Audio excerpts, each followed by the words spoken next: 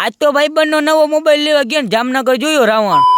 તો જય શ્રી રામ બધા મિત્રોને સવારમાં ઉઠીને પેલા કર્યો બ્રશ ને ભાઈ ચાનો કોટો ચડીને સીધો નીકળી ગયો ગામમાં, કેમ કે ભાઈબંધ હતું થોડું કામ. તો ગામમાં ભાઈબંધ આગળ આવી ગયા, અમાર બેન જ્યાં હતું જામનગર, તો ગાડી લઈને સીધી ખસકાઈ જામનગર બાજુ. મસ્ત મજાનો પવન એવો આવે ને વરસાદનું વાતાવરણ પણ એમ. તો આપણે અહીંયાથી થોડુંક અંતર કાપ્યું થાય તો ભાઈ વરસાદ થઈ ગયો. ચાલો ને ભાઈ છાટા લાગી, તમે કઈ વાત જ ના પૂછો. પછી હું જરીકોરમાં આપણે પૂગી ગયા જામનગર ને. જામનગર આપણે વહેલા પૂગી ગયા તો દુકાન તો હજી ખુલી નથી, અને ભાઈ દુકાન ખુલી ગઈ તો આપણે અહીંયાથી પાઉનું પેકેટ લઈ લીધું, પાછી ખસકાઈ દીધી ઘર બાજુને. રસ્તામાં ચાનો કોટો ચલાવતા આપણે સીધા પૂગી ગયા ઘરે. બપોર લગર આપણે કર્યો વિડીયો એડિટિંગ ને બપોર થયું તો આપણે લાગી હતી ભૂખેલા. આપણે સીધા બે ગયા જમવા, હાડીપટનું ખાઈને જરીક કર્યો આરામ. 2-3 કલાક જેવું આરામ કરી લીધો ને પછી ઉઠીને ચડી ચાનો કોટો. પછી ભાઈ વાડીએ બકાલું તોડવા જવાનું થયું, તો ગાડી લઈને સીધા નીકળી ગયા વાડી બાજુ. અત્યારે તમે વાડીના રસ્તા જુઓ તો નદી ટાઈપ થઈ ગયા, કેમ કે વરસાદ જ એટલું નથી, રેત ફૂટી ગયા. પછી હું આપણે આવી ગયા વાડીએ, આપણે ઉતરવાનો તો ભીંડો ઉતરવા આવી ગયા. જોઈ લો ભીંડા શીખું કે આપણે માંડ પુગાયો. અને ભાઈ આલી કોઈ જોયું તો કાળું ડિબાંગ જેવું હતું, કેમ કે વરસાદનો ફૂલ આધાર હતો. ઘાયોકા ભીંડો તોડી લઈને પલરી જાય. પછી હું ઘાયોકા ભીંડો તોડી લીધું, દૂધીના વેલા ફોર્યા છે કે દૂધી ના જઈ રહી, એટલે કોઈક દૂધીના વેલામાં ચક્કર મારી ગયો છે. પછી હું મિત્રો બકાલું બધી તૂટી ગયું હતું ને આપણે જાનું ઘરે, તો ગાડીનું લીવર તાણી સીધા આવી ગયા ઘરે. હવે આપણે એને પાથી પાડ લઈને હવે આપણે સીધું જાને જામનગર, કેમ કે ભાઈબંધનો લેવાને મોબાઈલ. તો હવે તમે ઘાયોકા ફોલો કરતે જો, પાર્ટ 2 આપણે કરવું જ જોઈએ, કેમ કે પાર્ટ 1 માં ભેગું જ નથી થતું.